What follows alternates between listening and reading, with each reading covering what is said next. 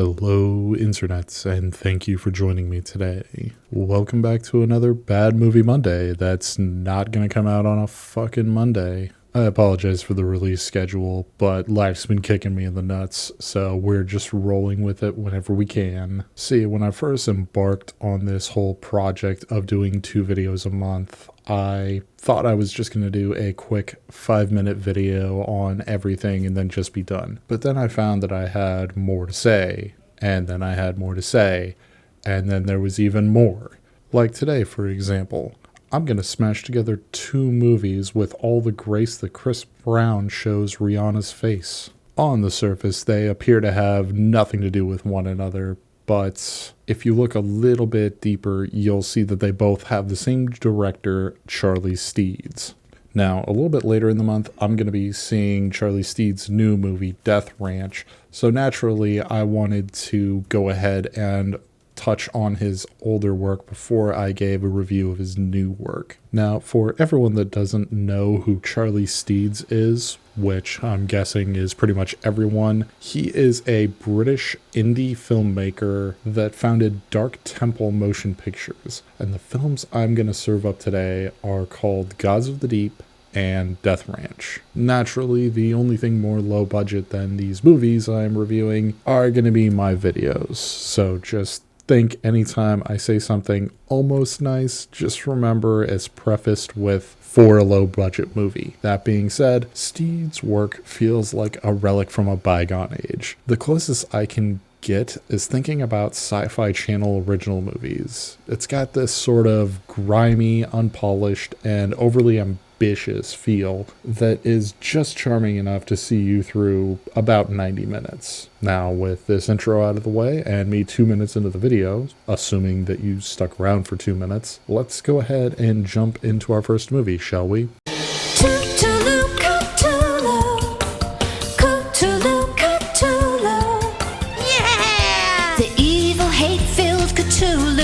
Gods of the Deep opens with some scientists detecting a strange transmission from the bottom of the ocean, a sound that someone thinks might be a yet unknown language. How they determine this is a question that I did not want to ask, but marine biologist Dr. Christine Harris, played by McKenna Geiler, whatever, and Miskatonic University linguist Jim Peters, Derek Nelson, are recruited to investigate that noise by the mysterious Pickman Corporation, and all of the references to Lovecraft are going to be so thick throughout this. Let me throw up that poster for you one more time, just to let that sink in.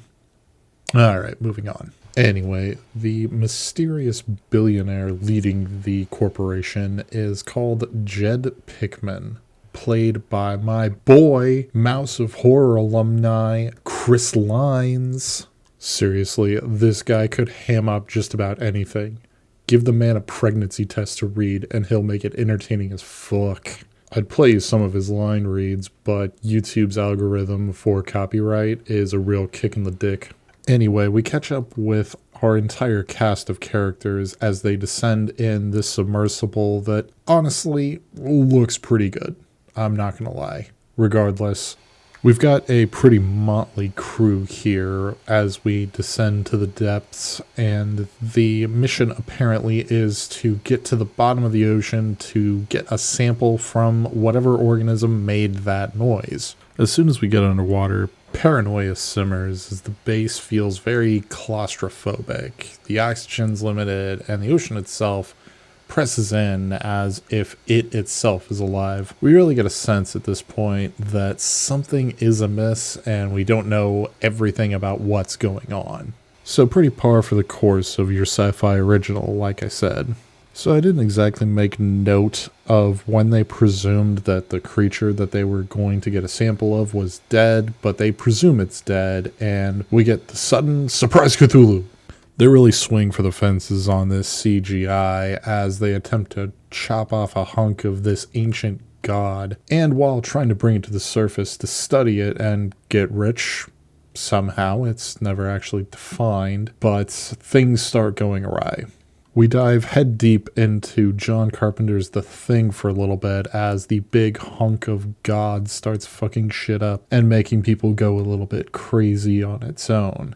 From there, it goes into the claustrophobic nightmare that you think it's going to be, with everyone dying off one by one before we get to a climactic ending that really leaves us with kind of a hopeless feeling that we've had since the start of the movie. And I apologize for not being the best at these beat-by-beat movie breakdowns, but if you really want to watch the movie, you're going to get in on your own. I'm doing a review here. That's how these things work. But I would like to get into some analysis here.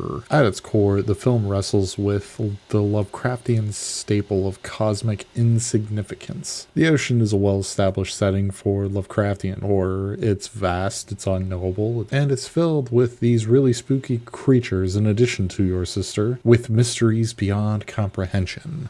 By making all of the characters scientists, supposedly, Steeds highlights a key theme of cosmic horror: the hubris of human knowledge. The entire team embarks on this journey overconfident in everything, and they are shown as soon as they see some tentacle beard that not even the super advanced submersible was enough to save them. In fact, Steeds does a decent job at using that craft as a metaphor, as it falls apart at the same rate as our confidence in the characters, becoming smaller and smaller as this hunk of God as well as the sea claim more and more of the ship, proving that some forces are beyond any control by human hands. This is one of Charlie Steeds' most ambitious films. Not that I know much about that because I've only seen 2 of his films, but I found myself kind of surprised at how well this all comes together, especially the sets. Like, nothing super high quality, but for these low budget jobs, I wasn't distracted by how shitty everything was, which is saying something because I've watched a few of these now. Combined with the music, the sets give you a really uneasy feeling, and it plays well into the story, what little of it that we have. And if you haven't noticed, I kind of gave up on the recap because the story is obviously an afterthought, because I think Steeds is more focused on the big set pieces, which is why we get impressive moments, but we have a somewhat lackluster whole. The performances in the movie are uneven, with several characters just kind of sitting in most of their scenes, since they don't seem to have much direction or work to do in the story itself, but the mood is strong enough to carry it for the most part. So if you're drawn to indie horror and you're looking to scratch a very particular Lovecraftian itch, Gods of the Deep delivers a chilling meditation on our role in the cosmos,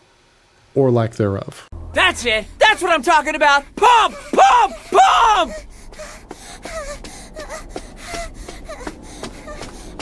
Think of a big black man chasing you!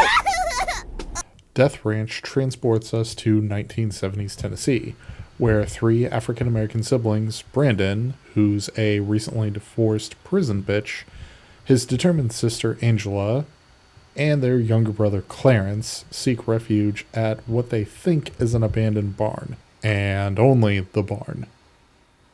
The barn is the ranch. The ranch is the barn. We don't leave the barn through this whole movie. I'll get into that here in a minute. But for now, we learn that the barn is anything but safe, as suddenly cannibal Klansmen hold cookouts in the field next to that barn. Yeah, about 25 minutes into this mess, we get a sudden lynching/cooking scene, which is jarring as fuck because nothing leads up to it. With no warning whatsoever, we go from sibling rivalry/jail breakout to cannibal Nazis. And this is all jarring as fuck, but it finally kicks the movie off and has our characters captured by racists so that we can do a Hostel/Saw style thing from here on out. About halfway through the movie, our lead, Brandon, escapes, and the film pivots into full-on revenge mode, and the siblings that haven't been digested turn the tables with savage ferocity. Knives, shotguns, and some fire with raw determination see the rest of this movie kick into high gear. The climax is a bloodbath in the true grindhouse spirit, culminating in the siblings killing all of the racists and riding off into the sunset. Okay, that's the really, really, really basic outline of this movie. but this film is more about catharsis than it is about horror or characters or story. But by setting the story in the 70s, we get to frame things in terms of the Civil Rights Act being in full effect. But we get these little hints that some old Jim Crow flames are trying to stay lit. But this is a grindhouse show, so we get to see a caricature of the Klan as they are depicted as irredeemable monsters. And the film doesn't shy away from showing over-the-top violence to punctuate the brutality and dehumanization that comes from racism. You see, in the past with this style of movie, you might get something that uses trauma for shock value, but Death Ranch tries to flip the script and turn it on its head, so to speak, because the violence here is supposed to be empowering, like when the siblings fight back, that is, and their revenge is meant to be symbolic, reclaiming agency from a world stacked against them for immutable characteristics. Another theme that I found present in the film is family, and not the hentai kind of family. I think we're meant to see the society and the cannibal racists of the time as a metaphor for the way that systemic racism attacks the black family in particular, ripping them apart using either the judicial system or, a hacksaw, whatever works. If I could flow straight off of that last thought, I think that this movie gets a lot of things confused about itself. Just like this barn is not a ranch, Memphis in the late 60s to early 70s is not representative of America as a whole. I welcome critique of my own culture from an outside perspective. However, whether it's the limited budget or just how small scale this movie is, I feel like Steed misses the mark by a lot with this one. And this came out well before Ryan Coogler's Sinners, but I think seeing them in such close proximity to one another has tainted my experience of this movie in particular. Because you see, both use horror to depict racial issues, but one is way more tactful in its approach, and that movie is called Sinners. Although I'm also suddenly reminded of Night of the Living Dead, which did a similar thing but to a much greater effect, since it came out where it actually meant something. What I'm really trying to say here is that I don't think that saying that racism, and by extension the Klan, is a bad thing is really that brave of a statement in the year of our Lord 2025, or when this movie came out, 2018. I'm pretty sure about that, but I'm not going to look it up. Alright, let me get back to more of a comfort zone for a typical review here. I think the worst part of this movie is that it seems like one static shot. Not something that's pretentious as fuck like in Adolescence or Eddington, but since it all takes place on one set, it just feels like all the same shot. Like we never move on and there's no passage of time throughout this one long day. However, that does seem to be pretty impressive in and of itself, because the way that they shot this, it all does seem like one day. As in, the sun doesn't suddenly jump from one place to another, and it's not suddenly night. It really was impressive that they were able to shoot long enough and often enough to be able to put the film together like that. The performances are strong across the board and seem well executed, which would be impossible if they were rushing to get this all done in one day. So the fact that it leaves an impression of the one day speaks to the director's eye for detail. But the story is paper thin, and again, we're just here for blood, and we do get plenty of that. Overall, I don't feel like it wasted too much of my time, but I think if the script was punched up a bit and we were given a few more locations, there could have been something really special here. But as it stands, I don't think I can recommend this to too many people. And there you have it. 2 films by Charlie Steeds, a British dude you had no idea existed until I brought him up. And to be fair, if I wasn't going to see Southern Nightmare later this week, I probably wouldn't be making this video either. And to be perfectly honest, if I wasn't going to see Southern Nightmare later this week, I probably wouldn't know about him either. But I'm kind of glad that I do. I don't know if he's going to go very far after Southern Nightmare, but I do hope that he continues to make movies of continue to make movies of these calibers as he goes forward and only continues to get better. But that's all I've really got for you today. If you like this video, show me by leaving a like. And if you want, subscribe to the channel. I am only hoping to do more with this channel as the years go by, so stick around for us to have some more fun like this. But until next time, I've been Ice King Spiff. Sayonara, bitches.